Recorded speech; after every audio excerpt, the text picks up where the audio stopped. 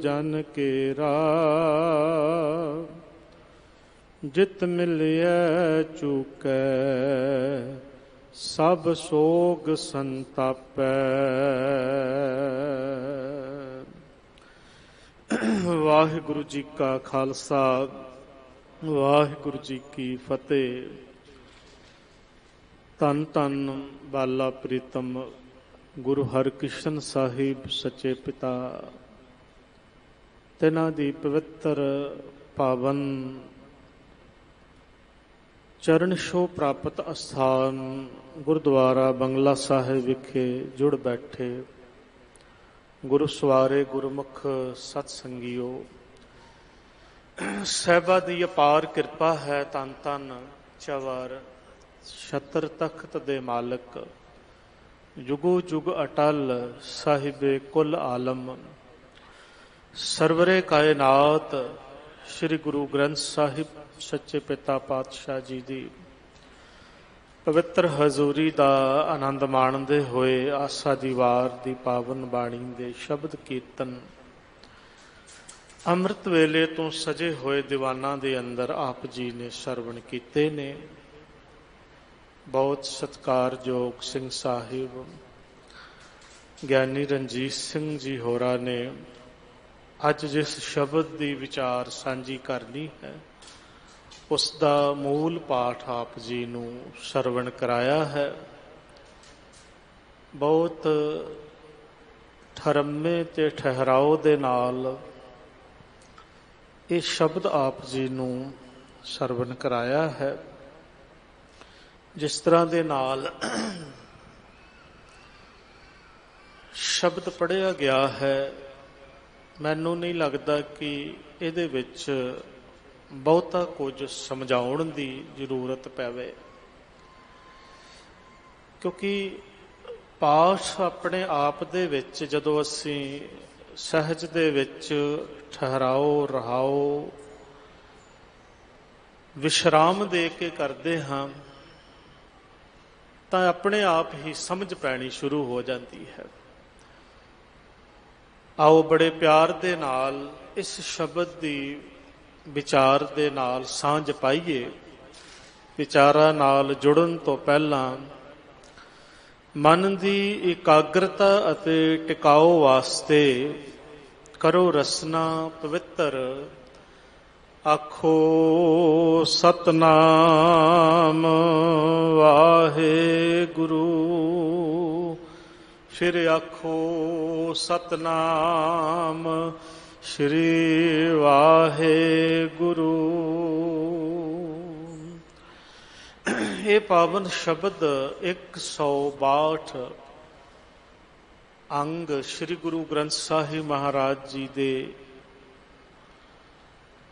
गुरु अमरदास महाराज जी की रसना तो उचारण किया होया है।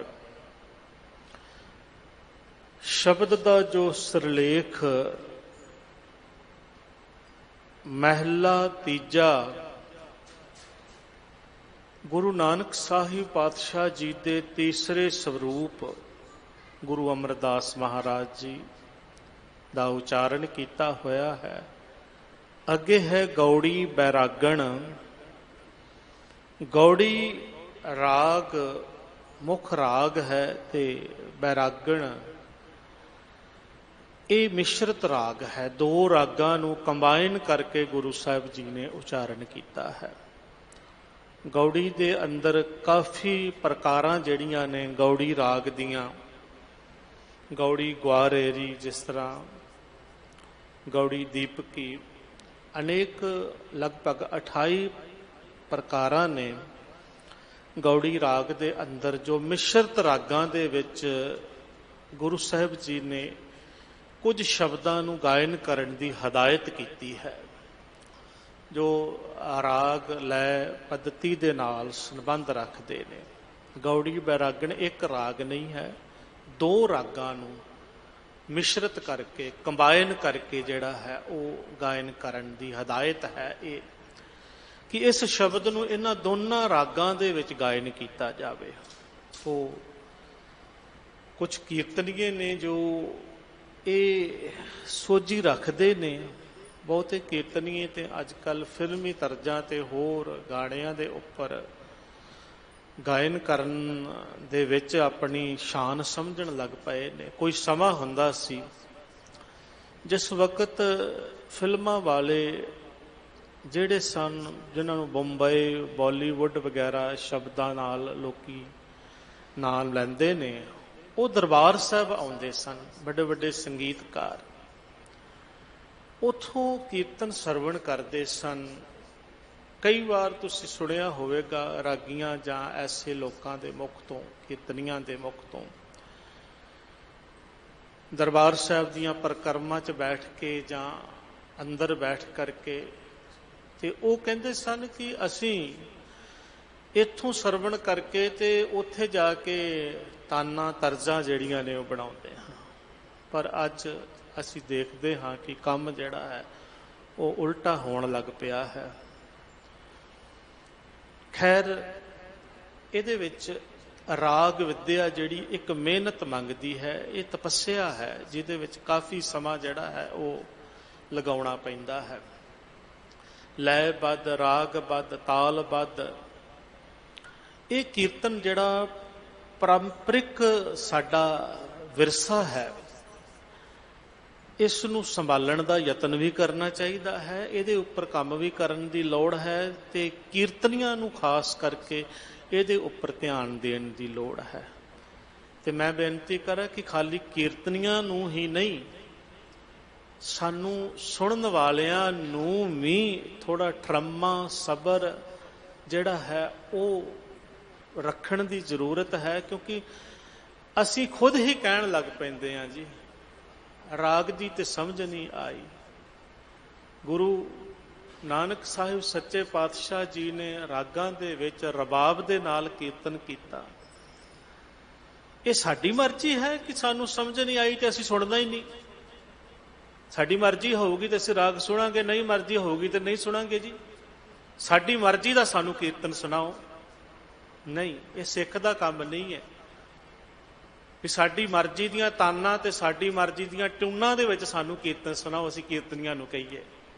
ਸਿੱਖ ਦਾ ਕੰਮ ਹੈ ਗੁਰੂ ਦੇ ਸ਼ਬਦ ਨੂੰ ਸੁਣਨਾ, ਜਿਸ ਤਰ੍ਹਾਂ ਗੁਰੂ ਮਹਾਰਾਜ ਨੇ ਸੁਣਾਇਆ ਹੈ।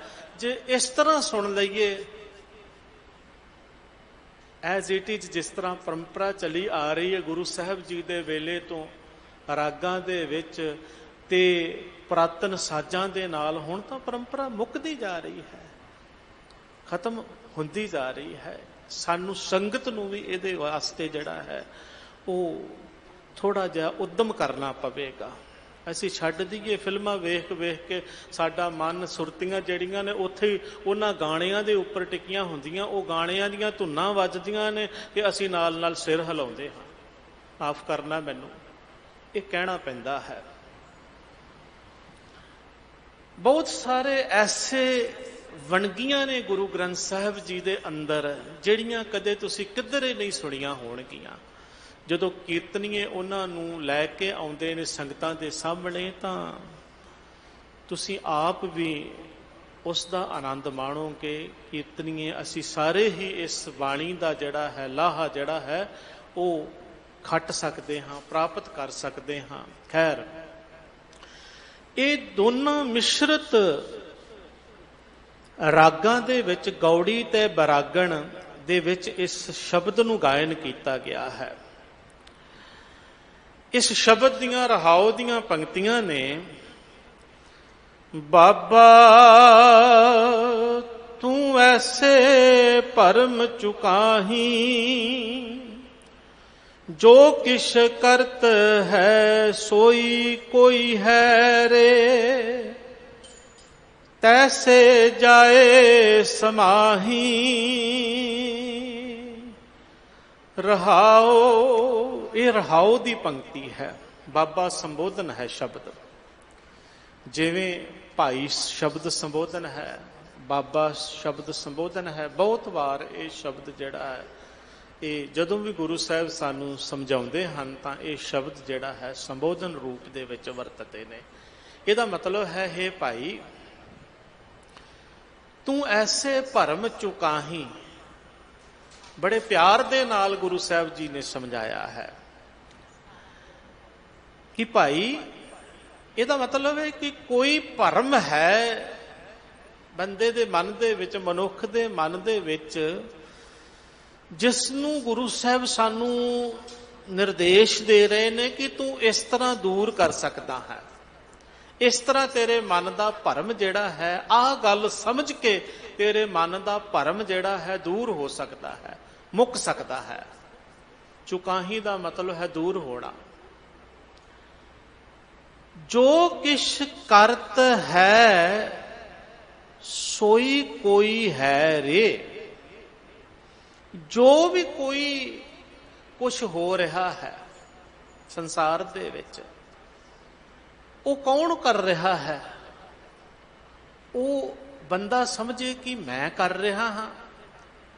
जो किश करत है सोई कोई है रे। कोई बंदा कहे कि ये काम जिहड़ा है मैं कर रहा हाँ, कहते नहीं, ये भुलेखा है कि बंदा कर रहा है। जदों असी तत्त तक पहुंचांगे, अंदर तक पहुंचांगे, सच्चाई तक पहुंचांगे, तो समझ आवेगी कि करन ते कराउण वाला केवल अकाल पुरख वाहिगुरु ही है। ऐसे भरम चुकाही, हे मनुख, तू इदां अपने मन का भरम दूर कर सकता है कि तू कोई कुछ भी नहीं है। ਇਹਦਾ मतलब जिहड़ा है ये समझण दा यतन करियो। बंदा हर गल दे विच अपने आप नूं कहंदा है मैं ही करदा, मैं ही कराउंदा, मेरे तो बिना तो कोई करन वाला ही नहीं है। कोई चंगा काम होवे ते आंदा मैं करदा हाँ, मैं कराउंदा हाँ। कोई मुनाफे वाला होवे, कोई लाभ वाला होवे, कोई शोभा वाला, वडियाई वाला, किसी भी तरह का कोई काम होवे, ते हर बंदा जिहड़ा है वो अपनी मोहर उहदे उपर लाउंदा है, मैं करदा हाँ, मैं करन वाला हाँ, मैं ना हुंदा ते ये होना ही नहीं सी। ये मैं जिहड़ी है, ये हउमे जिहड़ी है, ये बंदे दे अंदर बैठी हुई है, करता भाव बैठा होया है। ते जदों कोई माड़ा हो जावे, कोई भैड़ा कर्म हो जावे, कोई लाभ वाला ना होवे, फिर उथों आंदा है ये दूजे ने कराया है, इहदे विच मेरा कोई दोष नहीं है, मैं कुछ नहीं कीता इहदे विच। पर जिहड़ा काम लाभ ते शोभा वाला होवे, वो आप ना भी कीता होए, कोई देना लैना ना भी होए, उहदे नाल तां भी कोशिश करता है कि इहदा क्रैडिट जिहड़ा है वो मैनूं मिल जावे। ये बंदे दी फितरत है। एक महाराज कहंदे ने इहदे विच जदों असीं आसा दी वार दे शब्द पढ़दे हां, हऊं विच आया, हऊं विच गया, हऊं विच जम्मिया, हऊं विच मूआ, हऊं विच दिता, हऊं विच लया, हऊं विच खट्टिया, हऊं विच गया, हऊं विच सच्चियार कूड़ियार, हऊं विच पाप पुन विचार, हऊं विच नरक सुरग अवतार, हऊं विच हसे, हऊं विच रोवे, हऊं विच भरिए, हऊं विच धोवे, हऊं विच जाति जिनसी खोवे, हऊं विच मूर्ख, हऊं विच सियाणा, मोख मुक्त की सार न जाना, हऊं विच माया, हऊं विच छाया, हऊं कर कर जंत उपाया, हऊमे बूझे तां दर सुझे, ज्ञान विहूणा कथ कथ लुझे। जे हउमे नूं समझ लवे, जिहड़ी इहदे थां थां ते बैठी हुई है, हर काम दे विच, हर कर्म दे विच बैठी हुई है, कुछ प्रतख रूप दे विच ते कुछ अप्रतख रूप दे विच, कुछ गुप्त रूप दे विच, सूक्ष्म रूप दे विच। बंदा धर्म कर्म भी करता है, उहदे विच भी हउमे लई फिरदा है कि मेरे वर्गा कोई नितनेमी नहीं, मेरे वर्गा कोई पाठ नहीं कर सकता, मेरे वर्गा कोई विचार नहीं कर सकता, मेरे वर्गा कोई कीर्तन नहीं कर सकता, मेरे वर्गी कोई सेवा नहीं कर सकता, जो मैं करदा हाँ मेरे वर्गा होर कोई भी नहीं है। सूक्ष्म रूप दे विच भी मैं इन्नी बार यात्रा कर लई, ਇੰਨੀ ਵਾਰ ਮੈਂ ਫਲਾਨੀ ਥਾਂ ਤੇ ਚਲਾ ਗਿਆ, ਇੰਨੀਆਂ ਯਾਤਰਾਵਾਂ ਮੇਰੀਆਂ ਹੋ ਚੁੱਕੀਆਂ ਨੇ, ਕਰ ਚੁੱਕਿਆ ਹਾਂ ਮੈਂ, ਇੰਨੇ ਪੁੰਨ ਕਰਮ ਕੀਤੇ ਨੇ, ਇੰਨੇ ਦਾਨ ਕੀਤੇ ਨੇ, ਇੰਨਾ ਪੈਸਾ ਦਿੱਤਾ ਹੈ। ਥਾਂ ਥਾਂ ਦੇ ਉੱਪਰ ਮਨੁੱਖ ਦੇ ਅੰਦਰ ਹਉਮੈ ਜਿਹੜੀ ਹੈ ਉਹ ਬੈਠੀ ਹੋਈ ਹੈ। ਗੁਰੂ ਸਾਹਿਬ ਕਹਿੰਦੇ ਨੇ ਇਹ ਬੜਾ ਵੱਡਾ ਰੋਗ ਹੈ, ਹਉਮੈ ਦੀਰਘ ਰੋਗ ਹੈ, दारू भी इस माहे। पर ऐसा ना समझना कि ਇਹਦਾ ਕੋਈ दारू नहीं है, ਇਹਦੀ ਕੋਈ ਦਵਾਈ नहीं है। दारू भी इस माहे, ਇਹਦਾ ਦਵਾਈ ਵੀ ਹੈ, ਇਹਦੀ दारू भी है। ਉਹ ਕੀ ਹੈ? ਕਿਰਪਾ ਕਰੇ ਜੇ ਆਪਣੀ ਤਾਂ ਗੁਰ ਕਾ ਸ਼ਬਦ ਕਮਾਹੇ। ਜੇ ਵਾਹਿਗੁਰੂ ਦੀ ਕਿਰਪਾ ਹੋ ਜਾਵੇ ਤੇ ਮਨੁੱਖ ਗੁਰੂ ਦੇ ਸ਼ਬਦ ਨੂੰ ਕਮਾਉਣ ਲੱਗ ਪਵੇ। ਜਿਵੇਂ ਜਿਵੇਂ ਗੁਰੂ ਹੁਕਮ ਕਰਦਾ ਹੈ, ਜਿਵੇਂ ਜਿਵੇਂ ਗੁਰੂ ਆਗਿਆ ਕਰਦਾ ਹੈ ਕਿ ਇਸ ਤਰ੍ਹਾਂ ਆਪਣਾ ਜੀਵਨ ਜੀਓ, ਇਸ ਤਰ੍ਹਾਂ ਦਾ ਆਪਣਾ ਜੀਵਨ ਬਣਾ। ਆਪਣੀ ਹਉਮੈ ਨੂੰ ਦੂਰ ਕਰਕੇ, ਆਪਾ ਭਾਵ ਮਿਟਾ ਕੇ ਨਿਮਰਤਾ ਰੱਖ, ਸਤ ਸੰਤੋਖ ਦਾ ਧਾਰਨੀ ਹੋ। ਜਿਵੇਂ ਜਿਵੇਂ ਗੁਰੂ ਦਾ ਸ਼ਬਦ, ਬਾਣੀ ਪੜ੍ਹੋਗੇ ਸ਼ਬਦਾਂ ਦੇ ਵਿੱਚ ਇਹ ਸਾਰਾ ਕੁਛ ਹੀ ਗੁਰੂ ਸਾਹਿਬ ਜੀ ਸਾਨੂੰ ਸਮਝਾਉਂਦੇ ਨੇ। ਇਸ ਤਰ੍ਹਾਂ ਜੀਵਨ ਜੀਓ। ਜਿਉਂ ਜਿਉਂ ਸ਼ੁਰੂ ਕਰ ਦਿੰਦਾ ਹੈ, ਇਹ ਸ਼ਬਦ ਦੀ ਕਮਾਈ ਹੈ, ਕਮਾਉਣਾ ਆਪਣੇ ਜੀਵਨ ਦੇ ਵਿੱਚ। ਤੇ ਮਹਾਰਾਜ ਕਹਿੰਦੇ ਨੇ ਕਿ ਭਲਿਓ ਪੁਰਸ਼ੋ ਨਾਨਕ ਕਹੇ ਸੁਣੋ ਜਨੋ। ਕਹਿੰਦੇ ਇਸ ਤਰ੍ਹਾਂ ਇਤ ਸੰਜਮ ਦੁੱਖ ਜਾਹੇ। ਇਸ ਸੰਜਮ ਦੇ ਨਾਲ ਇਹ ਦੁੱਖ ਚਲਿਆ ਜਾਂਦਾ ਹੈ, ਇਹ ਬਿਮਾਰੀ ਚਲੀ ਜਾਂਦੀ ਹੈ। ਇਹਨੂੰ ਬੁੱਝਣ ਤੋਂ ਬਿਨਾਂ, ਇਹਨੂੰ ਸਮਝਣ ਤੋਂ ਬਿਨਾਂ, ਹਉਮੈ ਬੁੱਝੇ ਤਾਂ ਦਰ ਸੁੱਝੇ। ਤਾਂ ਦਰ ਦੀ ਸੋਝੀ ਹੁੰਦੀ ਹੈ। ਵਾਹਿਗੁਰੂ ਦੇ ਦਰ ਦੀ ਸੋਝੀ ਉਨੀ ਦੇਰ ਤੱਕ ਨਹੀਂ ਹੁੰਦੀ ਜਿੰਨੀ ਦੇਰ ਤੱਕ ਅਸੀਂ ਸਮਝ ਨਾ ਲਈਏ। ਤੋ ਪਾਤਸ਼ਾਹ ਕਹਿੰਦੇ ਨੇ ਕਿ ਇਹ ਜਿਹੜਾ ਹਰ ਥਾਂ ਦੇ ਉੱਪਰ ਮੈਂ ਜਿੰਨੀ ਦੇਰ ਤੱਕ ਬੰਦਾ ਮੈਂ ਕਰਦਾ ਹੈ, ਜਬ ਲਗ ਮੇਰੀ ਮੇਰੀ ਕਰੇ ਤਬ ਲਗ ਕਾਜ ਏਕ ਨਹੀਂ ਸਰੇ। ਇੱਕ ਵੀ ਇਹਦਾ ਕੰਮ ਨਹੀਂ ਸੌਰਦਾ। ਜਬ ਮੇਰੀ ਮੇਰੀ ਮਿਟ ਜਾਏ ਤਬ ਪ੍ਰਭ ਕਾਜ ਸਵਾਰੇ ਆਏ। ਜਦੋਂ ਮੇਰੀ ਮੇਰੀ ਮਿਟ ਜਾਂਦੀ ਹੈ, ਕਰਤਾ ਭਾਵ ਮੁੱਕ ਜਾਂਦਾ ਹੈ ਆਪਣੇ ਅੰਦਰੋਂ। ਮੈਂ ਕਰਦਾ ਹਾਂ, ਮੈਂ ਕਰਨ ਵਾਲਾ ਹਾਂ। ਇਹ ਮੈਂ ਮੇਰੀ ਮੇਰੀ ਜਦੋਂ ਮਿਟ ਜਾਂਦੀ ਹੈ, ਵਾਹਿਗੁਰੂ ਇਹਦੇ ਜੀਵਨ ਦਾ ਕਾਰਜ ਸਵਾਰ ਦਿੰਦਾ ਹੈ। ਭਗਤ ਰਵਿਦਾਸ ਜੀ ਕਹਿੰਦੇ ਨੇ ਜਿੰਨੀ ਦੇਰ ਤੱਕ ਸਾਡੇ ਅੰਦਰ ਇਹ ਚੀਜ਼ ਸੀ ਨਾ, हे ਵਾਹਿਗੁਰੂ, ਉਨੀ ਦੇਰ ਤੱਕ ਤੂੰ ਨਹੀਂ ਸੀ ਸਾਖਿਆਤ ਅੰਦਰ। ਜਬ ਹਮ ਹੋਤੇ ਤਬ ਤੂੰ ਨਾਹੀਂ, ਅਬ ਤੂੰ ਹੀ ਮੈਂ ਨਾਹੀਂ। ਪਰ ਹੁਣ ਉਹ ਗੱਲ ਨਹੀਂ ਰਹੀ। ਅਬ ਤੂੰ ਹੀ ਮੈਂ ਨਾਹੀਂ, ਉਹ ਗੱਲ ਮਿਟ ਗਈ ਹੈ, ਉਹ ਖਤਮ ਹੋ ਗਈ ਹੈ।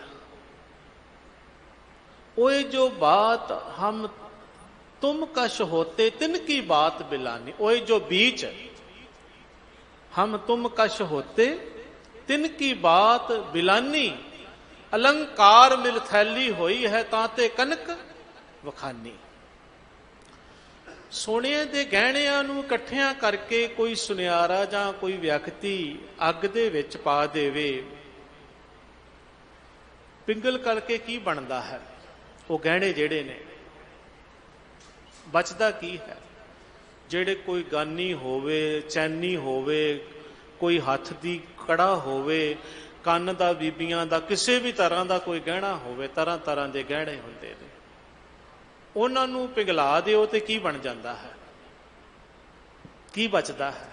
ਗਹਿਣੇ ਬਚਦੇ ਨੇ, ਸੋਨਾ ਹੀ ਬਚਦਾ ਹੈ ਕਿ ਸੋਨੇ ਦੇ ਗਹਿਣੇ ਨੇ ਤੇ ਸੋਨਾ ਹੀ ਹੈ।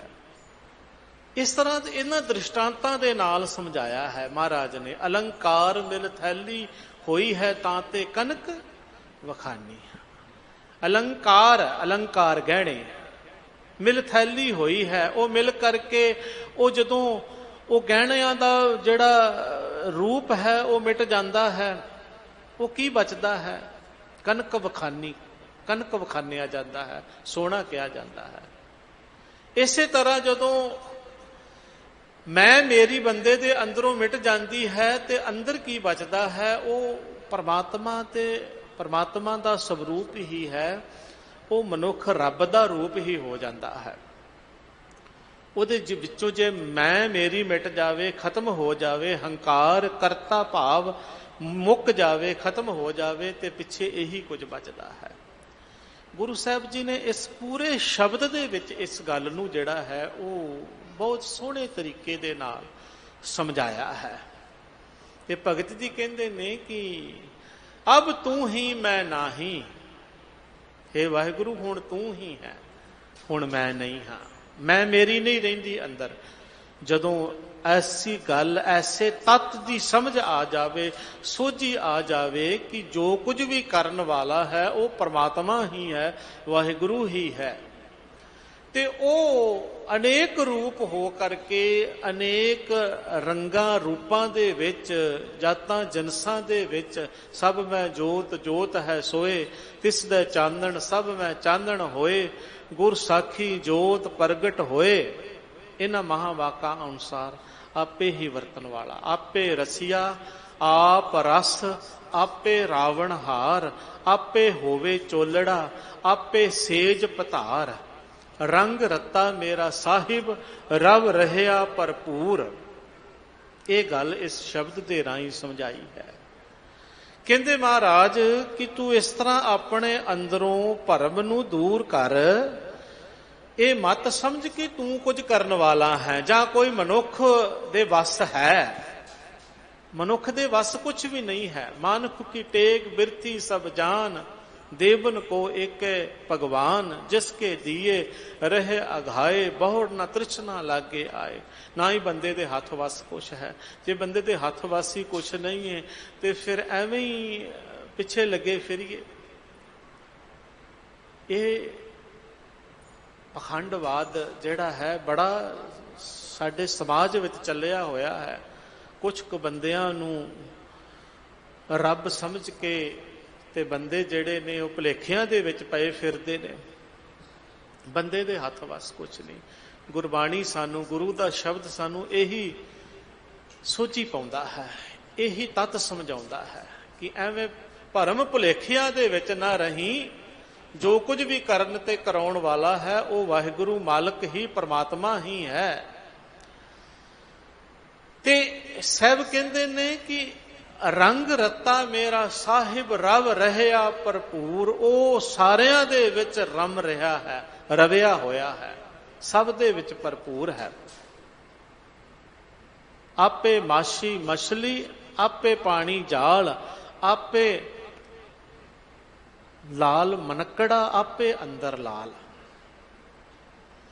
ਇਹਨਾਂ ਦ੍ਰਿਸ਼ਟਾਂਤਾਂ ਦੇ ਰਾਹੀਂ ਇਹ ਗੱਲ ਜਿਹੜੀ ਹੈ ਸਮਝਾਈ ਹੈ। ਸ਼ਬਦ ਦੀਆਂ ਰਹਾਉ ਦੀਆਂ ਪੰਕਤੀਆਂ 'ਚ ਗੁਰੂ ਸਾਹਿਬ ਕਹਿੰਦੇ ਨੇ ਕਿ ਜਦੋਂ ਕੋਈ ਮਨੁੱਖ ਆਪਣੇ ਅੰਦਰੋਂ ਗੁਰੂ ਦੇ ਸ਼ਬਦ ਦੇ ਨਾਲ ਤੱਤ ਦੀ ਸੋਝੀ ਪਾ ਕਰਕੇ, ਸਮਝ ਪਾ ਕਰਕੇ, ਗੁਰੂ ਗਿਆਨ ਦੇ ਨਾਲ ਆਪਣੇ ਅੰਦਰੋਂ ਭਰਮ ਨੂੰ ਦੂਰ ਕਰ ਲੈਂਦਾ ਹੈ ਤੇ ਸਮਝ ਲੈਂਦਾ ਹੈ ਕਿ ਜੋ ਕਿਛ ਕਰਤ ਹੈ ਸੋਈ ਕੋਈ ਹੈ ਰੇ। ਜੋ ਵੀ ਕੋਈ ਮਨੁੱਖ ਕਰ ਰਿਹਾ ਹੈ ਉਹ ਪਰਮਾਤਮਾ ਹੀ ਉਹਦੇ ਪਿੱਛੇ ਹੈ। ਕਰਾਉਣ ਵਾਲਾ ਅਕਾਲ ਪੁਰਖ ਵਾਹਿਗੁਰੂ ਹੀ ਹੈ। ਤੈਸੇ ਜਾਏ ਸਮਾਹੀ। ਇਸ ਤਰ੍ਹਾਂ ਜੀਵ ਜਿਹੜੇ ਨੇ ਉਹਦੇ ਵਿੱਚੋਂ ਪੈਦਾ ਹੁੰਦੇ ਨੇ, ਉਹਦੇ ਵਿੱਚੋਂ ਉਪਜਦੇ ਨੇ, ਉਹਦੇ ਵਿੱਚ ਹੀ ਸਮਾ ਜਾਂਦੇ ਨੇ। ਸਾਰਿਆਂ ਦਾ ਮੂਲ, ਸਾਰੇ ਜਗਤ ਦਾ, ਸਾਰੀ ਸ੍ਰਿਸ਼ਟੀ ਦਾ ਉਹ ਇੱਕ ਤੱਤ ਹੀ ਹੈ, ਉਹ ਪਰਮ ਤੱਤ ਹੀ ਹੈ। ਇਹ ਪਾਤਸ਼ਾਹ ਜੀ ਨੇ ਇਸ ਸ਼ਬਦ ਦੀਆਂ ਰਹਾਉ ਦੀਆਂ ਪੰਕਤੀਆਂ ਦੇ ਰਾਹੀਂ ਸੋਝੀ ਬਖਸ਼ਿਸ਼ ਕੀਤੀ। ਸ਼ਬਦ ਦੇ ਪਹਿਲੇ ਬੰਦ ਦੇ ਵਿੱਚ ਸਮਝਾਉਂਦੇ ਨੇ, ਜੈਸੀ ਧਰਤੀ ਉੱਪਰ ਮੇਘੁਲਾ ਬਰਸਤ ਹੈ, ਕਿਆ ਧਰਤੀ ਮੱਧੇ ਪਾਣੀ ਨਾਹੀ। ਜੈਸੇ ਧਰਤੀ ਮੱਧੇ ਪਾਣੀ ਪਰਗਾਸਿਆ, ਬਿਨ ਪੱਗਾਂ ਵਰਸਤ ਫਿਰਾਹੀ। ਕਹਿੰਦੇ ਜਿਸ ਤਰ੍ਹਾਂ ਧਰਤੀ ਦੇ ਉੱਪਰ ਮੇਘਲਾ ਬਰਸਤ ਹੈ। ਮੇਘਲਾ, ਮੇਘ ਨੂੰ ਕਹਿੰਦੇ ਨੇ, ਬੱਦਲ ਨੂੰ ਕਹਿੰਦੇ ਨੇ। ਜਿੱਦਾਂ ਬੱਦਲ ਵਰਸਦਾ ਹੈ, ਪਾਣੀ ਵਰਸਦਾ ਹੈ। ਆ ਹੁਣ ਮੌਸਮ शुरू हो गया है। बारिश का, बरखा का, सावन का महीना आने वाला है। मॉनसून आ गईयां, पानी बरस रहा है, बदल बरस रहे ने। क्या धरती मध्य पानी नहीं? महाराज कहते ने पानी बदल बरसाउंदा है कि जमीन दे विच पानी नहीं है। धरती मध्य का मतलब जमीन दे विच, धरती दे थल्ले नहीं पानी है, उपर ही बरसदा है, बदल बरसदे ने। की लोड़ है? ਇਹਦੀ गहराई दे विच जावांगे ते ਇਹਦਾ क्वेश्चन मार्क है। ਇਹਦੇ ਉਥਾਨਕਾ ਦੇ ਵਿੱਚ इस शब्द ਦੀ ਵਿੱਚ जो ਅਸੀਂ विद्वानां दे कोलों पढ़ते हाँ, ये गुरु अमरदास महाराज जी का यह शब्द उचारण किया होया है। गुरु अमरदास पातशाह महाराज 19 कुवार जो हरिद्वार इधर जाते रहे ने। जदों वो गुरु की शरण, गुरु अंगद देव महाराज जी की चरण शरण दे विच नहीं सन आए, तो वो अनमतां दे दसे हुए कर्म करते सन। सनातन मत जां हिंदू मत कह लो, उहदे दसे हुए कर्म कांड करते सन जदों गुरु की शरण विच नहीं सन आए। पर जिदन गुरु अंगद देव महाराज जी दे नाल मेल होया, भेट वारता हुई, घरों शब्द सुनिया, बीबी अमरो जी भतीज नौ उन्हां दे मुख तो शब्द नूं सुन करके, बाणी नूं सुन करके मन दे कई भरम भुलेखे जिहड़े सन वो दूर होए ते गुरु वाले बने।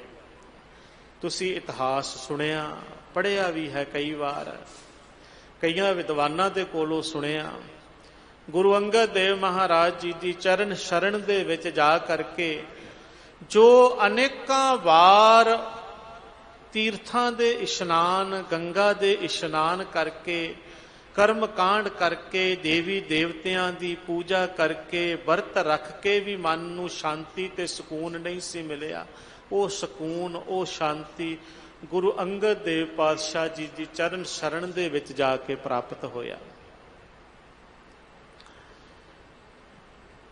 बहुती वार अनमत्तां दे सिद्धांत अनुसार गए सन हरिद्वार, पर उस तो बाद जदों गए ना, जदों गुरु वाले बने, गुरु वाले बन के सेवा कमाई कीती, गुरु अंगद देव पातशाह जी की चरण शरण विच शब्द बाणी उपदेश कमाया, हथी सेवा कीती, वड्डी बजुर्गी दी अवस्था दे विच उस वेले जिहड़ा ज्ञान प्राप्त होया, उस वेले जिहड़ी सोझी प्राप्त होई, उस कमाई की बरकत दे नाल ही वो निमाणियां दे मान, निताणियां दे ताण, निओटियां दी ओट, निआसरियां दे आसरे बने। गुरु वाले बनन तो बाद फिर हरिद्वार गए, उन्हां अस्थानां वल, जिन्हां अस्थानां वल वो कदे कर्म कांडी रूप दे विच जांदे सन, पर अज जिहड़े ने वो उस अनुसार नहीं गए। उदों गए गुरु रामदास महाराज जी ने बाणी दे विच लिखिया, तीर्थ उद्यम सतगुरु किया, सब लोग उधरन अर्था। क्योंकि सवाल जिहड़े ने ये बहुत ने, अज भी बड़े ने, बड़े भरम ते भुलेखे जिहड़े ने अनमत्तियां वल्लों भी पाए जाते ने, कुछ साडे अंदर भी अज्ञानता दे कारण पए होए हन कि जिहड़े मेरे वर्गे केवल मत्था टेकण तक सीमित रहिंदे ने, गुरबाणी नूं समझदे नहीं, पढ़दे विचारदे नहीं, उन्हां दे भरम भुलेखे किस तरह मिट सकदे ने, किस तरह दूर हो सकते ने। शब्द नूं पढ़ के, बाणी नूं पढ़ के, विचार के ही भुलेखियां ने, भरमां ने मिटना है, उदां नहीं मिट सकते। असीं नहीं समझ सकते उन्नी देर तक। तो कई ये भी कहते होणगे कि पहला भी जाते सी, हुण भी गए गुरु साहब, पहला भी हरिद्वार जाते सन, उस तो जदों गुरु बन गए उदों भी गए, जिद्दां पहला जाते सन उदां ही हुण गए होणगे, ये कहते होणगे। और अजे तक कईयां दे मनां विच ये भुलेखा है कि शायद इसे करके गए ने, पर नहीं, ਇਹ ਭੁਲੇਖਾ ਗੁਰੂ ਰਾਮਦਾਸ ਸੱਚੇ ਪਾਤਸ਼ਾਹ ਜੀ ਨੇ ਦੂਰ ਕੀਤਾ ਕਿ ਇਹ ਦੁਨੀਆ ਦੇ ਲੋਕੋ, ਗੁਰੂ ਅਮਰਦਾਸ ਮਹਾਰਾਜ ਗੰਗਾ ਦੇ ਇਸ਼ਨਾਨ ਜਾਂ ਹਰਿਦੁਆਰ ਵੱਲ ਨੂੰ ਇਸ ਕਰਕੇ ਨਹੀਂ ਗਏ ਕਿ ਉੱਥੇ ਉਹ ਇਸ਼ਨਾਨ ਦੀ ਮਹੱਤਤਾ ਨੂੰ ਸਮਝ ਕੇ ਗਏ ਨੇ ਜਾਂ ਕਰਮ ਕਾਂਡਾਂ ਦੀ ਮਹਾਨਤਾ ਨੂੰ ਸਮਝ ਕਰਕੇ ਗਏ ਨੇ। ਉਹ ਉੱਥੇ ਇਸ ਕਰਕੇ ਗਏ ਨੇ ਕਿ ਤਾਂ ਕਿ ਭਰਮ ਭੁਲੇਖਿਆਂ ਦੇ ਵਿੱਚ ਜਿਹੜੇ ਲੋਕ ਪਏ ਹੋਏ ਹਨ ਉਹਨਾਂ ਨੂੰ ਸਮਝਾਇਆ ਜਾ ਸਕੇ, ਉਹਨਾਂ ਨੂੰ ਤੱਤ ਦੀ ਗੱਲ, ਉਹਨਾਂ ਨੂੰ ਗਿਆਨ ਦੀ ਗੱਲ ਦੱਸੀ ਜਾ ਸਕੇ ਕਿ ਤੁਸੀਂ ਐਵੇਂ ਭਰਮ ਭੁਲੇਖਿਆਂ ਦੇ ਵਿੱਚ ਨਾ ਪਾਓ। ਇਹਨਾਂ ਕਰਮਾਂ ਕਾਂਡਾਂ ਨੂੰ ਕਰਕੇ ਸਹਿਜ ਦੀ ਪ੍ਰਾਪਤੀ ਨਹੀਂ ਹੋਣੀ। ਕਰਮੀ ਸਹਿਜ ਨਾ ਉਪਜੇ, ਵਿਣ ਸਹਿਜੇ ਸਹਿਸਾ ਨਾ ਜਾਏ, ਨਹਿ ਜਾਏ ਸਹਿਸਾ ਕਿਤੇ ਸੰਜਮ ਰਹੇ, ਕਰਮ ਕਮਾਏ ਸਹਿਸੇ ਜਿਉ ਮਲੀਨ ਹੈ, ਕਿਤ ਸੰਜਮ ਧੋਤਾ ਜਾਏ, ਮਨ ਧੋਵੋ ਸ਼ਬਦ ਲਾਗੋ, ਹਰ ਸਿਉ ਰਹੋ ਚਿਤ ਲਾਏ। ਆ ਸਮਝਾਉਣ ਗਏ ਨੇ, ਇਸ ਕਰਕੇ ਗਏ ਨੇ। ਤੀਰਥ ਉਦਮ ਸਤਿਗੁਰੂ ਕੀਆ, ਸਭ ਲੋਗ ਉਦਰਣ ਅਰਥਾ। ਲੋਕਾਂ ਦੇ ਉਧਾਰ ਅਰਥ ਵਾਸਤੇ, ਲੋਕਾਂ ਦੀ ਕਲਿਆਣ ਵਾਸਤੇ ਹਰਿਦੁਆਰ ਗਏ ਨੇ। ਸਮਝ ਆ ਸਕੇ, ਸੋਝੀ ਆ ਸਕੇ ਕਿ ਤਨ ਧੋਤੇ ਮਨ ਹੱਛਾ ਨਾ ਹੋਏ। ਤਨ ਨੂੰ ਧੋਣ ਨਾਲ ਮਨ ਹੱਛਾ ਨਹੀਂ ਹੁੰਦਾ। ਮਨ ਨੂੰ ਧੋਣ ਵਾਸਤੇ ਸ਼ਬਦ ਹੀ ਕਾਰਗਰ ਹੈ, ਗਿਆਨ ਦੇ ਨਾਲ ਹੀ ਧੋਤਾ ਜਾ ਸਕਦਾ ਹੈ। ਇਸ ਵਾਸਤੇ ਸਤਿਗੁਰੂ ਨੇ ਉਦਮ ਕੀਤਾ। ਉੱਥੇ ਜਦੋਂ ਗਏ ਨਾ, ਇਤਿਹਾਸ ਕਹਿੰਦਾ ਹੈ ਕਿ ਜਿਹੜੇ ਪੰਡਿਤ ਸਨ, ਬੜੇ ਬੜੇ ਉੱਥੋਂ ਦੇ ਕਹਿਣ ਕਹਾਉਣ ਵਾਲੇ, ਉਹ ਇਕੱਠੇ ਹੋ ਕਰਕੇ ਆ ਗਏ। ਉਹਨਾਂ ਨੇ ਇੱਕ ਸਵਾਲ ਕੀਤਾ, ਕਿਉਂਕਿ ਸਤਿਗੁਰਾਂ ਨੇ ਬਾਣੀ ਉਚਾਰਨ ਕੀਤੀ। ਗੁਰੂ ਅਮਰਦਾਸ ਪਾਤਸ਼ਾਹ ਜੀ ਨੇ ਗੁਰੂ ਨਾਨਕ ਸਾਹਿਬ ਜੀ ਦੀ ਬਾਣੀ, ਗੁਰੂ ਅੰਗਦ ਦੇਵ ਮਹਾਰਾਜ ਜੀ ਦੀ ਬਾਣੀ ਤੋਂ ਸੇਧ ਲਈ ਤੇ ਉਸ ਬਾਣੀ ਉਪਦੇਸ਼ ਦੇ ਨਾਲ ਆਪਣਾ ਜੀਵਨ ਬਣਾਇਆ, ਉਸ ਨੂੰ ਸਮਝਿਆ, ਉਸ ਨੂੰ ਪ੍ਰਚਾਰਨ ਵਾਸਤੇ ਫਿਰ ਉਦਮ ਕੀਤਾ। ਤੇ ਇਹ ਬਾਣੀ ਦੇ ਵਿੱਚੋਂ ਜਿਹੜਾ ਤੱਤ ਪ੍ਰਾਪਤ ਹੋਇਆ, ਉਹਨੂੰ ਜਾਣ ਸਮਝ ਕਰਕੇ ਹੀ ਇਹ ਸ਼ਬਦ ਲਿਖੇ ਸਨ ਕਿ ਆਵੋ ਸਿੱਖ ਸਤਿਗੁਰੂ ਕੇ ਪਿਆਰੇ ਹੋ, ਗਾਵੋ ਸੱਚੀ ਬਾਣੀ, ਬਾਣੀ ਤਾਂ ਗਾਵੋ, ਗੁਰੂ ਕੇਰੀ ਬਾਣੀਆਂ ਸਿਰ ਬਾਣੀ। ਇਹ ਬਾਣੀਆਂ ਸਿਰ ਬਾਣੀ ਹੈ। ਸਿਰ ਬਾਣੀ ਦਾ ਮਤਲਬ ਸ਼੍ਰੋਮਣੀ ਬਾਣੀ। ਇਹ ਸਾਰੀਆਂ ਬਾਣੀਆਂ ਨਾਲੋਂ ਸ਼੍ਰੋਮਣੀ ਬਾਣੀ ਹੈ। ਇਸ ਕਰਕੇ ਆਓ ਇਹਨੂੰ ਗਾਵੀਏ, ਪੜ੍ਹੀਏ। ਇਹ ਬਾਣੀ ਜੋ ਜਿਉ ਜਾਣੇ ਤਿਸ ਅੰਤਰ ਰਵੇ ਹਰ ਨਾਮਾ। ਬਾਣੀ ਬਿਰਲੋ ਵਿਚਾਰ ਸੀ, ਜੇ ਕੋ ਗੁਰਮੁਖ ਹੋਏ। ਇਹ ਬਾਣੀ ਮਹਾਪੁਰਖ ਕੀ ਨਿਜ ਘਰ ਵਾਸਾ ਹੋਏ। ਇਹ ਉਹ ਬਾਣੀ ਹੈ ਜੋ ਸ਼੍ਰੋਮਣੀ ਬਾਣੀ ਹੈ। ਤੇ ਗੁਰੂ ਰਾਮਦਾਸ ਮਹਾਰਾਜ ਜੀ ਨੇ ਲਿਖਿਆ, ਬਾਣੀ ਗੁਰੂ, ਗੁਰੂ ਹੈ ਬਾਣੀ ਵਿੱਚ ਬਾਣੀ, ਅੰਮ੍ਰਿਤ ਸਾਰੇ ਗੁਰ ਬਾਣੀ ਕਹੇ, ਸੇਵਕ ਜਨ ਮਾਨੇ ਪ੍ਰਤੱਖ ਗੁਰੂ ਨਿਸਤਾਰੇ। ਉੱਥੇ ਉਹਨਾਂ ਨੇ ਸਵਾਲ ਕੀਤਾ ਕਿ ਬਾਣੀ ਉਚਾਰਨ ਦੀ ਕੀ ਲੋੜ ਪਈ ਸੀ, ਜਦੋਂ ਕਿ ਸੰਸਕ੍ਰਿਤ ਵਰਗੀ ਮਹਾਨ ਭਾਸ਼ਾ ਦੇ ਵਿੱਚ ਪੁਰਾਤਨ ਸਮੇਂ ਦੇ ਵੇਦ ਲਿਖੇ ਪਏ ਨੇ, ਹੋਰ ਗ੍ਰੰਥ ਲਿਖੇ ਪਏ ਨੇ, ਤੇ ਫਿਰ ਇਹ ਬਾਣੀ ਲਿਖਣ ਦੀ ਕੀ ਲੋੜ ਪਈ? ਇਹ ਬਾਣੀ ਦੀ ਕੀ ਜ਼ਰੂਰਤ ਪਈ? ਅਜੇ ਵੀ ਕਈ ਲੋਕ ਜਿਹੜੇ ਨੇ ਇਹ ਗੱਲਾਂ ਕਰਦੇ ਨੇ, ਪਰ ਇਹਦੇ ਪਿੱਛੇ ਇੱਕ ਬੜੀ ਵੱਡੀ ਜਿਹੜੀ ਹੈ ਉਹ ਸਤਿਗੁਰਾਂ ਦੀ ਸੋਚ ਕੰਮ ਕਰਦੀ ਹੈ। ਉਸ ਵੇਲੇ ਦਾ ਜਿਹੜਾ ਨਿਜ਼ਾਮ ਸੀ ਉਹ ਇਹ ਸੀ, ਵਰਨ ਵੰਡ ਵਾਲਾ ਨਿਜ਼ਾਮ। ਇੱਕ ਤਾਂ ਸੰਸਕ੍ਰਿਤ ਦੇ ਗ੍ਰੰਥ, ਵੇਦ ਆਦਿਕ ਜਾਂ ਧਰਮ ਪੁਸਤਕਾਂ ਜਿਹੜੀਆਂ ਸਨ, ਤੇ ਉਸ ਭਾਸ਼ਾ ਨੂੰ ਪੜ੍ਹਨ ਦਾ ਜਿਹੜਾ ਸੀ ਉਹ ਕਿਸੇ ਨੂੰ ਵੀ ਹੱਕ ਨਹੀਂ ਸੀ। ਕੇਵਲ ਬ੍ਰਾਹਮਣ ਤੋਂ ਸਿਵਾ, ਪਹਿਲੇ ਵਰਣ ਤੋਂ ਸਿਵਾ ਹੋਰ ਬਾਕੀਆਂ ਨੂੰ ਕੋਈ ਅਧਿਕਾਰ ਨਹੀਂ ਸੀ। ਤੇ ਸਤਿਗੁਰੂ ਸੱਚੇ ਪਾਤਸ਼ਾਹ ਜੀ ਨੇ ਫਿਰ ਉੱਥੇ ਉਹਨਾਂ ਨੂੰ ਇਹ ਗੱਲ ਸਮਝਾਈ। ਕਹਿੰਦੇ ਨੇ ਇਤਿਹਾਸ ਇਹ ਉਥਾਨਕਾ ਦੇ ਵਜੋਂ ਲਿਖਿਆ ਹੋਇਆ ਹੈ ਕਿ ਸਤਿਗੁਰਾਂ ਨੇ ਆਖਿਆ ਕਿ ਧਰਤੀ ਦੇ ਉੱਪਰ ਬੱਦਲ ਵਰਸਦੇ ਨੇ, ਜਿਸ ਤਰ੍ਹਾਂ ਇਸ ਪੰਕਤੀ ਦੇ ਵਿੱਚ ਲਿਖਿਆ ਹੈ, ਧਰਤੀ ਦੇ ਉੱਪਰ ਬੱਦਲ ਬਰਸਦੇ ਨੇ, ਪਾਣੀ ਬਰਸਦਾ ਹੈ, ਕਿ ਜ਼ਮੀਨ ਦੇ ਵਿੱਚ ਪਾਣੀ ਨਹੀਂ ਹੈ? ਕਿ ਜ਼ਮੀਨ ਦੇ ਉੱਪਰ ਖੂਹ, ਦਰਿਆ, ਨਦੀਆਂ, ਸਮੁੰਦਰ ਨੇ? ਕਿ ਉਹਦੇ ਨਾਲ ਨਹੀਂ ਜਿਹੜਾ ਹੈ ਉਹ ਸੌਰਦਾ ਜੀਵਾਂ ਦਾ? ਬੱਦਲਾਂ ਨੂੰ ਬਰਸਣ ਦੀ ਕੀ ਲੋੜ ਹੈ? ਇਹ ਉਹਨਾਂ ਦੇ ਅੱਗੇ ਸਵਾਲ ਸੀ, ਉਹਨਾਂ ਦੇ ਭਰਮ ਨੂੰ ਤੋੜਨ ਵਾਸਤੇ, ਜਿਸ ਭਰਮ ਦੇ ਵਿੱਚ ਉਹ ਪਏ ਹੋਏ ਸਨ।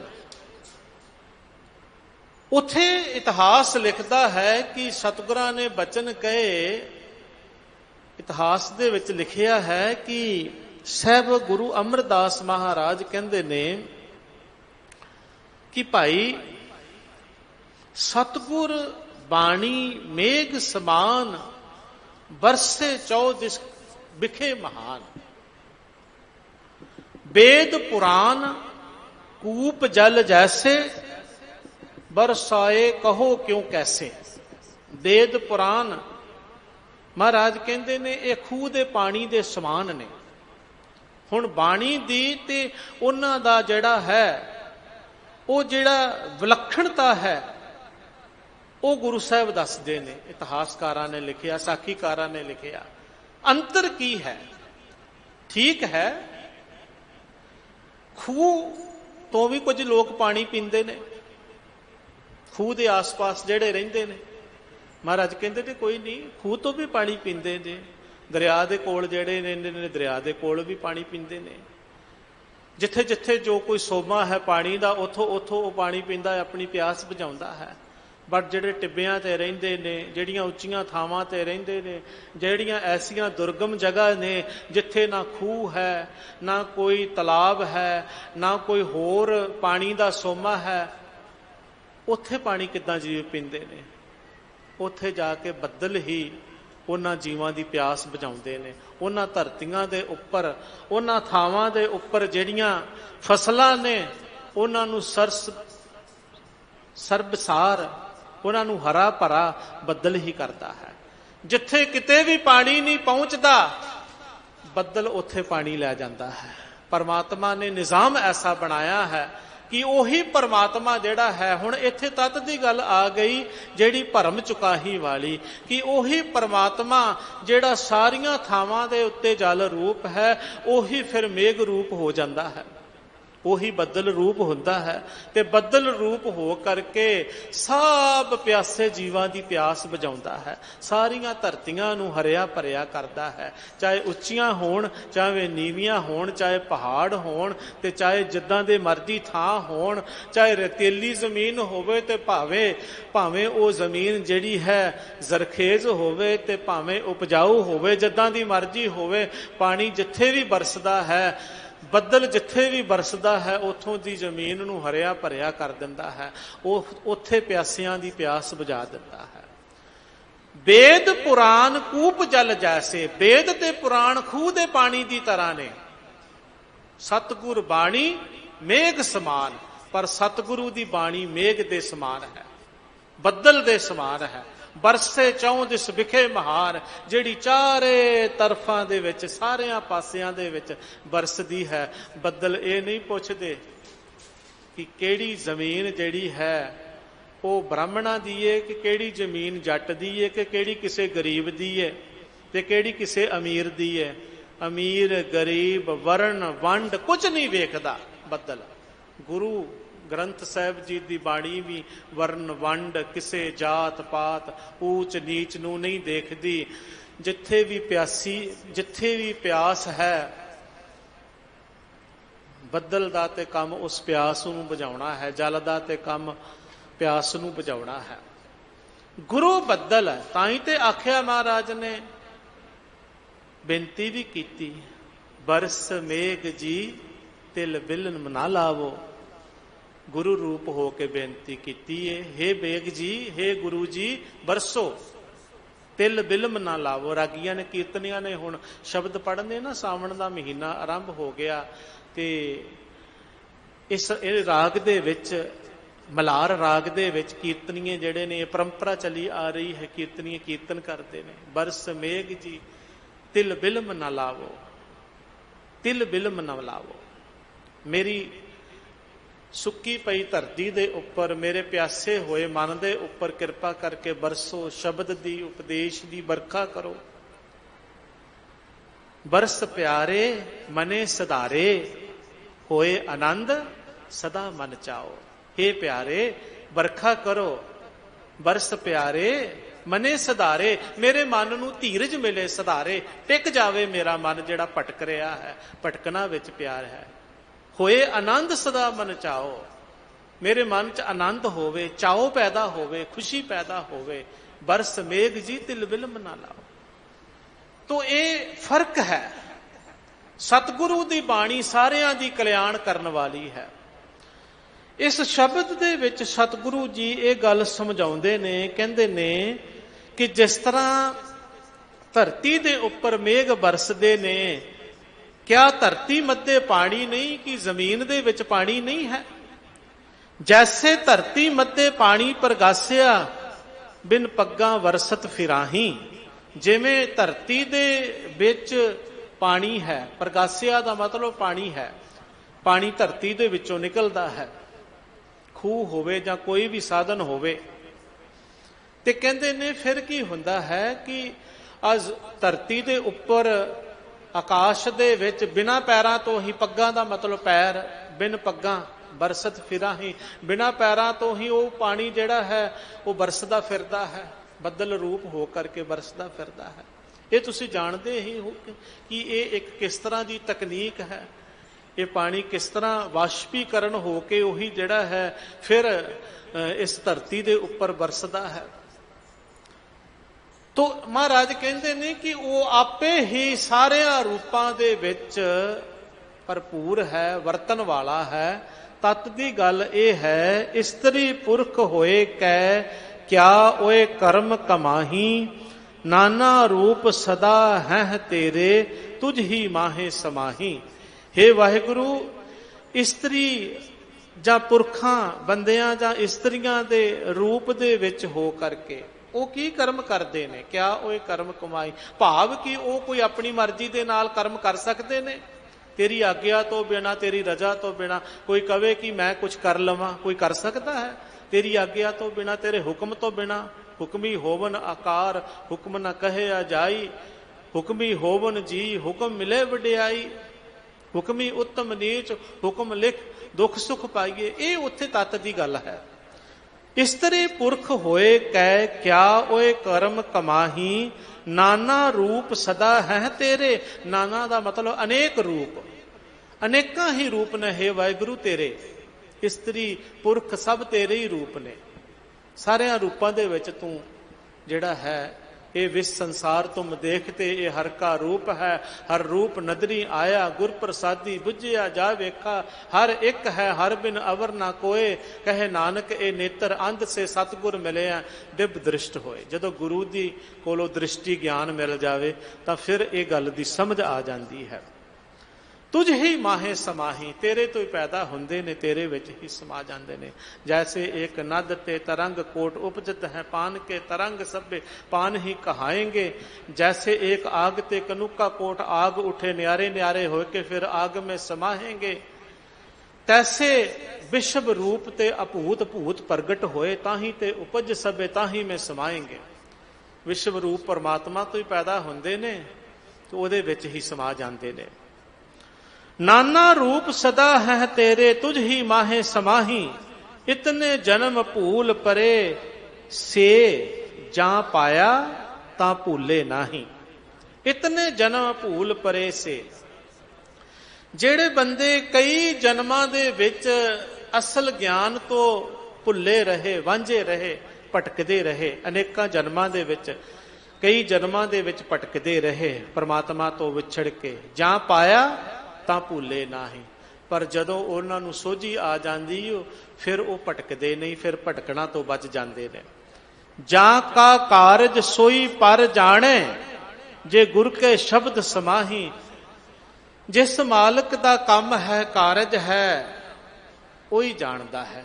ਭਾਵ ਕਿ ਇਹ ਸ੍ਰਿਸ਼ਟੀ ਰਚਨਾ, ਇਹ ਸੰਸਾਰ ਜਿਹੜਾ ਹੈ, ਇਹ ਉਹਦਾ ਕੰਮ ਹੈ, ਇਹ ਉਹਦਾ ਕਾਰਜ ਹੈ। ਜਾਂ ਕਾ ਕਾਰਜ ਸੋਈ ਪਰ ਜਾਣੇ।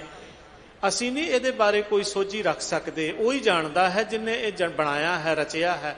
ਇਹਦੇ ਬਾਰੇ ਦੇ ਵਿੱਚ ਗਿਆਨ ਸਮਝ ਵੀ ਉਸ ਪਰਮਾਤਮਾ ਨੂੰ ਹੀ ਹੈ ਜਿਸ ਨੇ ਇਹ ਪੈਦਾ ਕੀਤਾ ਹੈ। ਜੇ ਗੁਰ ਕੇ ਸ਼ਬਦ ਸਮਾਹੀ ਜਾਂ ਕਾ ਕਾਰਜ ਸੋਈ ਪਰ ਜਾਣੇ। ਜੇ ਗੁਰ ਕੇ ਸ਼ਬਦ ਸਮਾਹੀ, ਜਿਹੜੇ ਇਸ ਗੱਲ ਨੂੰ ਸਮਝ ਲੈਂਦੇ ਨੇ, ਜਾਣ ਲੈਂਦੇ ਨੇ, ਗੁਰੂ ਦੇ ਸ਼ਬਦ ਦੇ ਦੁਆਰਾ ਉਸ ਮਾਲਕ ਦੇ ਵਿੱਚ ਉਹ ਅਭੇਦ ਹੋ ਜਾਂਦੇ ਨੇ। ਆਖਰੀ ਪੰਕਤੀਆਂ ਦੇ ਵਿੱਚ ਸਾਹਿਬ ਕਹਿੰਦੇ ਨੇ, ਤੇਰਾ ਸ਼ਬਦ ਤੂੰ ਹੈ ਆਪੇ ਭਰਮ ਕਹਾਹੀ। ਸ਼ਬਦ ਦਾ ਇੱਥੇ ਮਤਲਬ ਹੁਕਮ ਹੈ। ਤੇਰਾ ਸ਼ਬਦ ਤੂੰ ਹੈ ਆਪੇ। हे ਵਾਹਿਗੁਰੂ, ਤੇਰਾ ਹੁਕਮ, ਤੂੰ ਆਪ ਹੀ ਹੁਕਮ ਰੂਪ ਹੈ। ਤੂੰ ਹੈ ਆਪੇ, ਤੂੰ ਆਪ ਹੀ ਹੈ। ਆਪੇ ਹੀ ਹੁਕਮ ਵਰਤਾਉਣ ਵਾਲਾ ਹੈ, ਆਪੇ ਹੀ ਤੂੰ ਹੁਕਮ ਰੂਪ ਹੈ। ਜਿਵੇਂ ਮੈਂ ਪਹਿਲਾਂ ਬੇਨਤੀ ਕੀਤੀ, ਆਪੇ ਰਸੀਆ ਆਪ ਰਸ, ਆਪੇ ਰਾਵਣਹਾਰ। ਰਸੀਆ ਵੀ ਆਪੇ ਹੀ ਹੈ, ਮਾਨਣ ਵਾਲਾ ਵੀ, ਰਸ ਮਾਨਣ ਵਾਲਾ। ਰਸ ਵੀ ਆਪੇ ਹੀ ਹੈ, ਮੱਛੀ ਵੀ ਆਪੇ ਹੀ ਹੈ, ਮਛਲੀ ਵੀ ਆਪੇ ਹੀ ਹੈ। ਇਹ ਏਕਤਾ ਤੇ ਅਨੇਕਤਾ ਦਾ ਜਿਹੜਾ ਦ੍ਰਿਸ਼ਟਾਂਤ ਹੈ, ਉਹਦੇ ਰਾਹੀਂ ਗੁਰੂ ਸਾਹਿਬ ਜੀ ਨੇ ਸਮਝਾਇਆ ਹੈ। ਭਰਮ ਕਹਾਹੀ, ਫਿਰ ਭਰਮ ਕਿੱਥੇ ਰਹਿ ਜਾਂਦਾ ਹੈ ਜਦੋਂ ਇਸ ਗੱਲ ਦੀ ਸਮਝ ਆ ਜਾਵੇ।